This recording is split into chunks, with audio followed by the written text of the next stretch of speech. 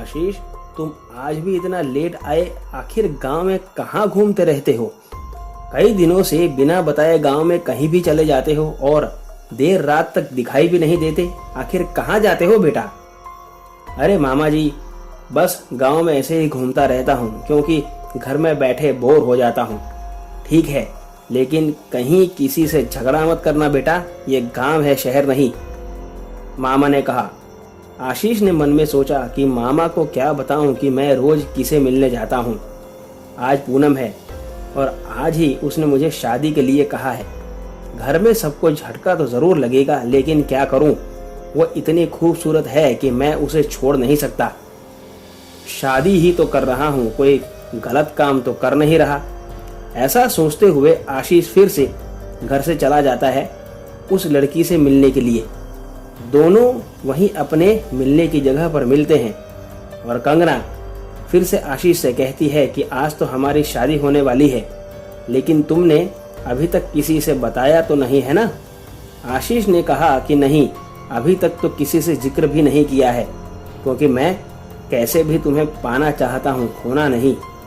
दोनों हाथ में हाथ डालकर घूम रहे थे और कंगना आशीष को लेकर के गांव के बीहड़ के पास चली जाती है, जहां कोई जल्दी आता जाता नहीं।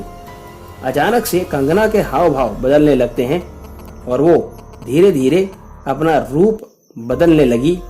रात हो चुकी थी और अब कंगना ने अपना असली रूप ले लिया था।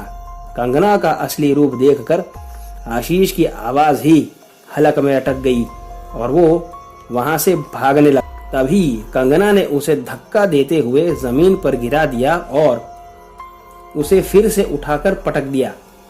आशीष ने भागने की कोशिश फिर भी की तो वो आशीष को नोचने लगी और काटने लगी, जैसे वो आशीष को जिंदा ही खाने वाली हो।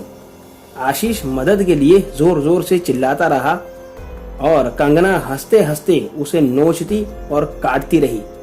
कुछ देर में आशीष दर्द नहीं सह पाने की वजह से गिर गया और कंगना उसे पांव से घसीटती हुई कुछ अंदर ले गई और उसे ऐसा एहसास होने लगा कि उसके शरीर को कंगना के अलावा कोई और भी खा रहा था। उसे इतना पता चल रहा था कि उसे खाया जा रहा है, लेकिन वो चिल्लाने के अलावा और कुछ नहीं कर पा रहा था।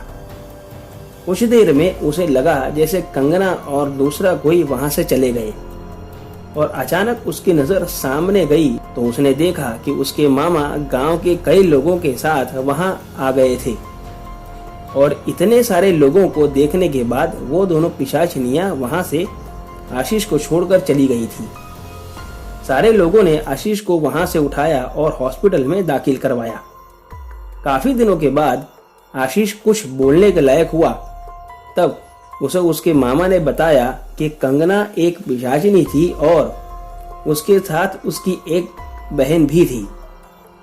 इन दोनों को गांव में काला जादू करने के चलते गांव से निकाला गया था।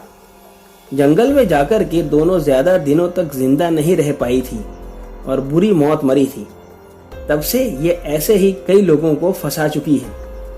आशीष ने पूछा कि मामा जी, आप वहां अचानक से कैसे आ गए थे? तब उसके मामा ने कहा कि बेटा, जब तू आज घर से निकला था तभी तेरे पीछे एक आदमी को लगा दिया था और उसने तुझे एक औरत के साथ देखने के बारे में कहा। मैं तभी समझ गया था कि कुछ गलत हो रहा है तेरे साथ।